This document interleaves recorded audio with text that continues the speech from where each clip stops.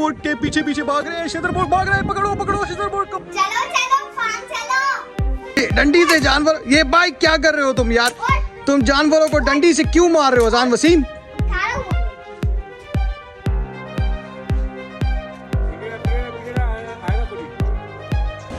पहुंच गए हम लोग, जैसे आप लोग देख रहे हो कि हस्बी कैटल के ऊपर हम लोग आ गए हैं। बड़े बड़े फार्मर्स की तुमने बहुत बजाई है, बहुत सारे फार्मर्स ने तुम्हारे नाम पे सुपारी तक निकालने की बातें करी है। जरा इस पे तो रोशनी डालो, ये तुम इतनी आराम से कैसे इन लोगों को रिवील कर देते हो यार?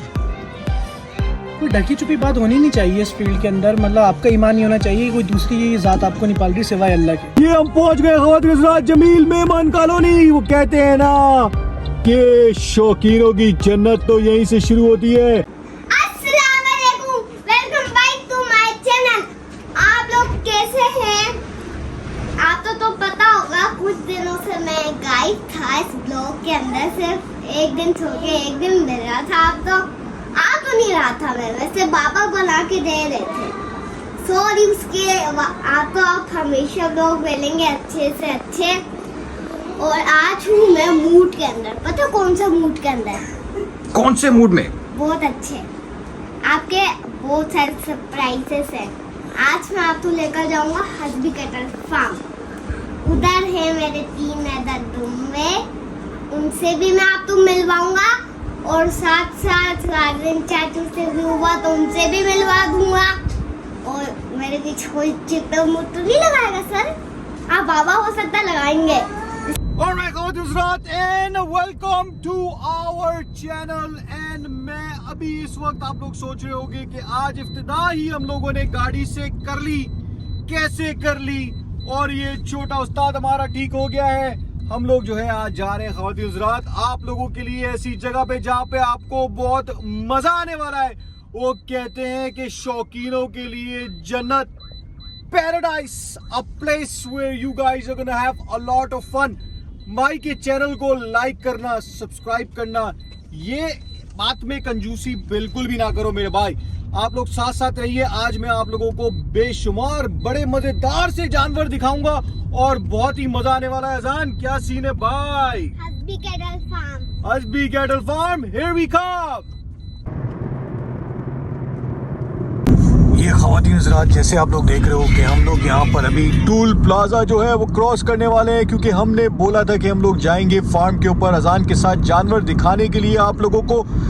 मगर यहाँ पर एक छोटा सा मसला देखना है कि हमारे जो ट्रैकर वाले लोग हैं भाई, जिनको हम सालाना पैसे देते हैं, क्या वो अपनी तमाम, ये कॉल आ गई, ट्रैकर वालों की कॉल आ गई भाई, आ गई कॉल आ गई। ये हम पहुंच गए खवातीन हज़रात जमील मेहमान कॉलोनी। वो कहते हैं ना कि शौकीनों की जन्नत तो यहीं से शुरू होती है। ये देखे खवातीन हज़रात, ये वो जगह है जहाँ पर आप लोग थोड़े अरसे पहले ही जमील मेमन के अंदर मंडी देखा करते थे। अब तो ऐसा हो गया है पूरी जगह वीरान हो गई है, मगर कोई बात नहीं, आपका भाई यादें जो है वो ताज़ा करने के लिए लेके जा रहा है आपको। पहुंच गए हम लोग, जैसे आप लोग देख रहे हो कि हस्बी कैटल के ऊपर हम लोग आ गए हैं। आए आपको लेके चले हस्बी कैटल के ऊपर। एंड जैसे आप लोग देख रहे हो कि यहाँ पर हम आ गए हैं। और खवातीन हज़रात हम लोग मौजूद हैं यहाँ पर हमारे शहजादे के साथ, और शहजादा हमारा जो है none other than Shahjan. Shahjan, how are you man? अल्हम्दुलिल्लाह, आई एम गुड। यार एक सदियां गुजर गई हैं, तुम्हारा नाम प्रोनाउंस करना मैंने सही से सीखा ही नहीं है। पहले तो अपना नाम तो सही से प्रोनाउंस करना सिखा दो। शाहजान। शाहजान, जैसे जूस शाहजान वैसे शिजान। वो शिजान है। अच्छा, क्या बात है भाई, हमारा खूबसूरत भाई ये हस्बी कैटल के ओनर है भाई हमारे साथ मौजूद। सबसे पहले तो मुझे ये बताओ, गोल्डन सवाल, हस्बी कैटल नाम क्यों रखा? अल्लाह के लिए काम कर रहे हैं, अल्लाह की राह में काम कर रहे हैं, तो हस्बी का मतलब ये अल्लाह की शान को बयान करना।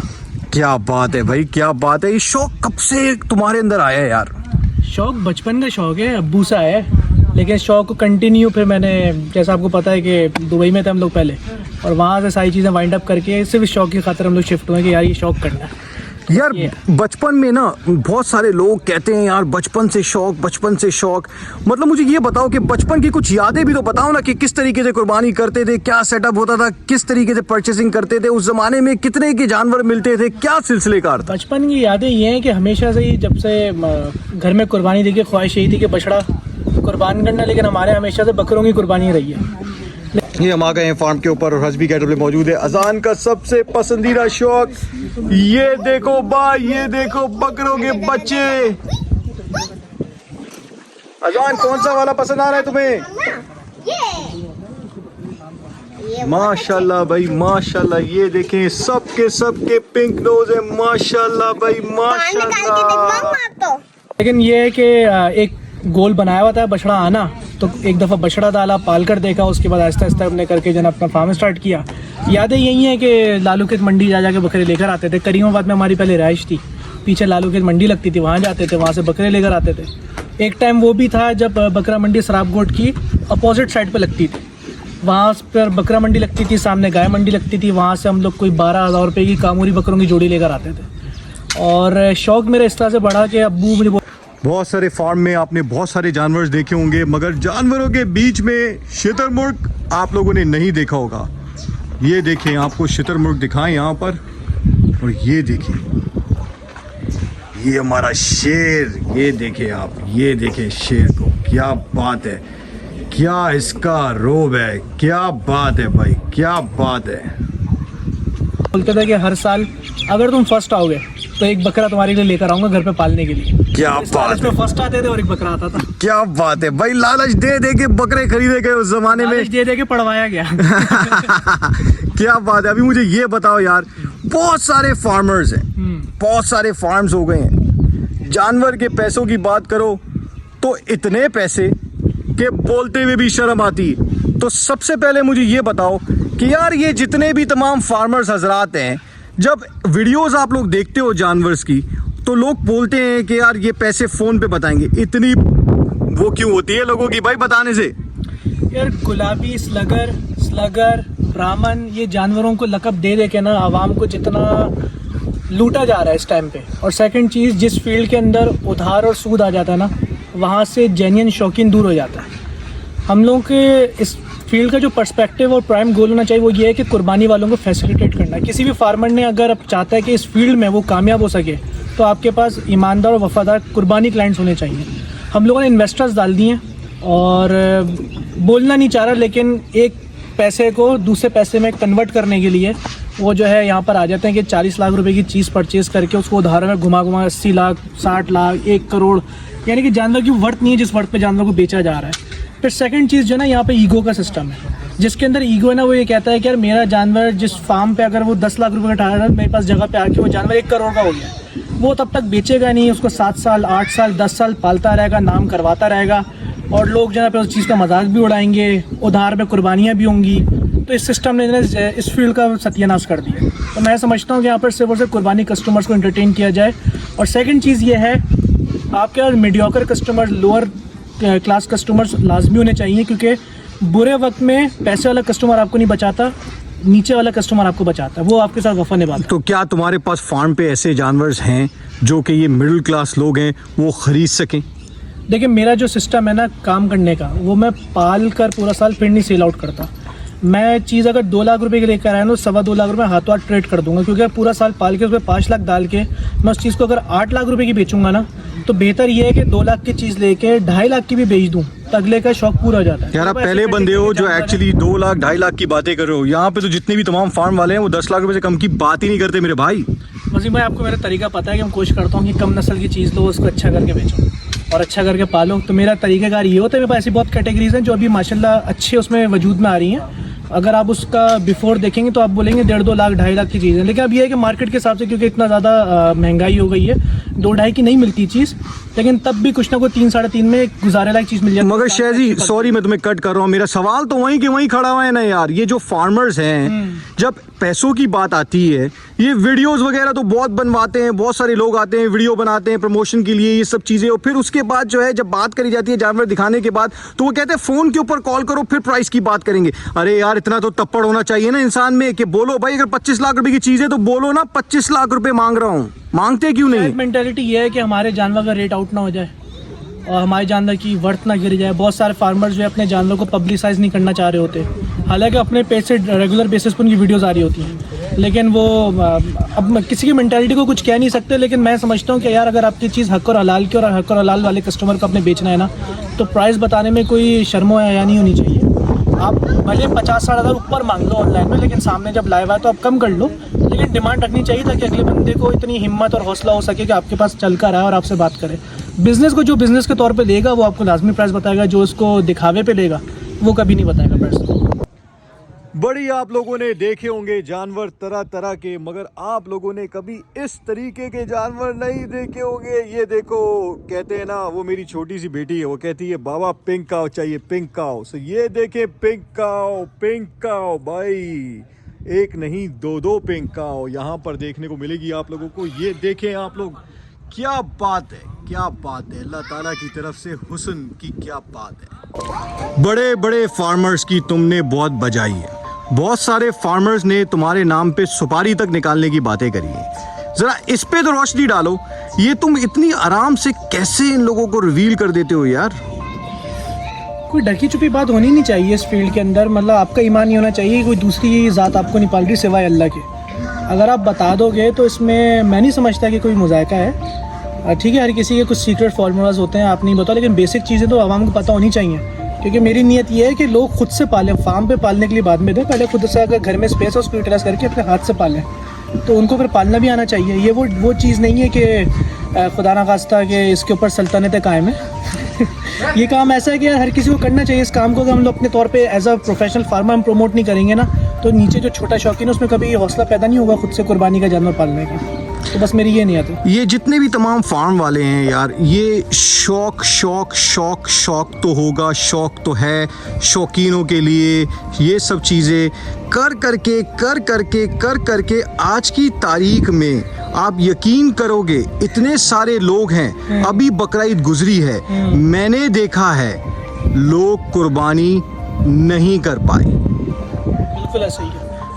देखिए, जिसने शौक़ के नारे जितने बुलंद किए हैं ना, उन्होंने उतना ही शायद काटा होगा लोगों को। जो मैंने देखा है, ऑब्ज़र्व किया है, एनालाइज़ किया है, तो बस हर किसी के लिए बोलूँगा कि बड़ी बात करने वाले से बचें। जो बड़ी बात करता है हम ऐसा कर देंगे वैसा कर देंगे, बस उसी से बचें। और लाडले की कहानी तो इतनी मशहूर हो गई कि पूरा ज़माना जो है वो बोलता है यार वो लड़का जिसने लाडला पाला था। अब मुझे बताओ आगे मजीद लाडला रिटर्न जो है वो कैसा चल रहा है? लाडला रिटर्न्स मैं फर्स्ट टाइम अब आपके ब्लॉग में रिवील करा रहा हूँ, हालांकि मैंने अपने भी किसी ब्लॉग में रिवील नहीं कराया, वो मैं आपको दिखाता हूँ। लोगों ने बड़े नाम दिए, स्लगर है, ब्राह्मण है। मैं तो अपनी चीज़ को खुद गिरा के बोल रहा हूँ कि भाई वो नॉर्मल देसी बच्चा है। और अच्छे बच्चे अभी भी है हमारे पास ब्राह्मण्स के अलावा, जो ब्राह्मण्स की कैटेगरी में और बॉडी स्पोर्ट्स में आते हैं। मैंने वो बच्चा अभी देखा है और मुझे ज़ाती तौर पे जो बच्चा लगा ना, मुझे ऐसा लगा और ऐसा महसूस हुआ कि वो रूही नस्ल का है। एग्जैक्टली वो रोही नस्ल का है। और 90% आवाम को तो ये नहीं पता कि रोही होता क्या है। जब जिसको रोही नहीं पता तो वो बेचारा वो क्या चीज़ को परचेज कर पाएगा। मैं आपको अभी बच्चा दिखाता हूँ, फिर आपको आइडिया होगा इंशाल्लाह। आए चले बच्चे को देखते हैं। बछड़ी हो तो ऐसी, क्या बात है भाई, हुस्न देखें बछड़ी का। ये देखें भाई, ये देखें, माशाल्लाह माशाल्लाह, इसकी आइस चेक करें, क्या बात है भाई, क्या बात है। पहली दफा आप लोग किसी के व्लॉग में देख रहे हो कि हमारे भाई शेजी रिवील करने वाला है आप लोगों को लाडला रिटर्न। क्या कहानी है हमारे लाडला रिटर्न की? कहानी ये है कि सौदा किसी और का चल रहा था। ये बेचारा अपनी पीछे माँ के साथ दूध के लालच में भाग रहा था। रेवड़ का माल होता है ना, माँ के पीछे पीछे भाग रहा था। तो मैंने स्क्रीनशॉट लेके बंदे को बोला, मैंने कहा यार ये बच्चा चाहिए। उसने बोला यार कराची वालों के मतलब की चीज़ ही नहीं है। हालांकि जो बच्चा मैं परचेस करा था वो गुलाबी बच्चा था और अच्छा बच्चा था, वो उस टाइम इससे बड़ा बच्चा था। तो बहरहाल बस अल्लाह का शुक्र है, नज़रें उस टाइम काम कर गई और बच्चा नसीब में था, ये उठा लिया। और जिन रेटों में उठाया, अगर आज किसी को बता दो तो कोई यकीन भी नहीं करे कि वज़न के रेट में उठा लिया था बच्चा। ये कब की कुर्बानी है? इंशाल्लाह 2026 की। एक जानवर परचेस करना हो, जैसे तुमने ये उठा लिया, तुमने ऐसे ही तो मतलब कोई आंखें बंद करके तो नहीं उठाया ना, नहीं। मतलब तुमने इसमें कुछ देखा होगा। इसमें क्या पॉइंट्स थे जो तुमने देखे? अगर कोई परचेस करने के लिए जाता है तो वो क्या पॉइंट्स देखने चाहिए उसको? पॉइंट्स ना वसीम भाई बेतहाशा हैं, अनलिमिटेड हैं, क्योंकि हर साल कोई नई नस्ल निकल कर आ रही है और हर नस्ल के अपने बॉडी स्कोर्स होते हैं। पहले आप में इतनी नॉलेज होनी चाहिए कि जिस जानवर का आप सौदा कर रहे हैं वो खुद ब्रीड में क्या है। अगर आपको उसकी ब्रीड का पता है, फिर आपको उसके पता चलेगा उसके ब्रीड्स में कौन कौन से पॉइंट्स अच्छी नस्ल की तरफ काउंट होते हैं। अब ये जिस तरह से रोही ब्रीड का है, क्योंकि बहुत सारे लोगों को नहीं पता रोही क्या है, तो रोही चुलिस्तान की एक साइड है, वहाँ पे ऐसी ब्रीड्स पाई जाती हैं। तो इसकी ब्रीड्स में हमने जो ना 3-4 चीज़ें देखनी होती हैं। एक तो सलामी का शेप जो ना पीछे से छोटा होता है, आगे से बड़ा होता है। हमने ये जैसे बल आ रहा है ना, ये सलामी होती है, ये पुट होती है। इसके जो बोन हेड जहाँ से स्टार्ट हो रहा है, यानी कि जहाँ से दुम स्टार्ट हो रही है, ये उठी हुई होती है, कमर के साथ आ रही होती है। हमने ये पॉइंट्स देखने होते हैं। हमने जो है गर्दन का शेप देखना होता है, हमने अगले हिस्से का शेप देखना होता है। इस जानवर का पहचान ये कि हमेशा उठान में आके खड़ा होता है। और सेकंड चीज़ ये है कि इसका जो बोन स्ट्रक्चर है ना, ये बोन स्ट्रक्चर राउंड ऑलमोस्ट जो है तकरीबन ये ब्राह्मण या स्लगर की तरफ आ रहा होता है, या वीएट ब्रीड की तरफ आ रहा होता है। तो हमने ये चीज़ें देखनी होती हैं। उसके बाद जो है ना फिर हम लोग परचेज़ करते हैं। इसी तरह से बछड़ियों की अपने पॉइंट्स हैं, बछड़ों के अपने पॉइंट्स हैं, जो चोलिस्तानी बच्चे हैं उनके अपने पॉइंट्स होते हैं, साहिवाल बच्चों के अपने पॉइंट्स होते हैं। फिर नाफ को देखना होता है, नाफ किस तरीके की है, तो ये चीज़ होती है। लेकिन सबसे पहले आपने ब्रीड को आइडेंटिफाई करना होता है। हजपी कैटल की पलाई का कोई जवाब नहीं। जैसे आप लोग देख रहे हो कि एक से बढ़कर एक, हुस्न में भी, नस्ल में भी, वज़न में भी, हर चीज़ में पूरा। वो कहते हैं ना कि शौकीनों की जगह, तो इससे अच्छी जगह आप लोगों को मिल नहीं सकती। और शाहज़ैन दिल से जो है वो मोहब्बत से जानवर पालता है, और मोहब्बत नज़र आती है भाई। क्यों नहीं नज़र आएगी? जब आप दिल से और मोहब्बत से पालोगे जानवरों को, तो जानवर खुद ही दिखेगा और खुद ही बोलेगा माशाल्लाह माशाल्लाह। क्या हाल है भाई, क्या हाल है, क्या बात है भाई। ये तो मारने के लिए आ गया, मुझे तैयार है मारने के लिए। माशाल्लाह माशाल्लाह।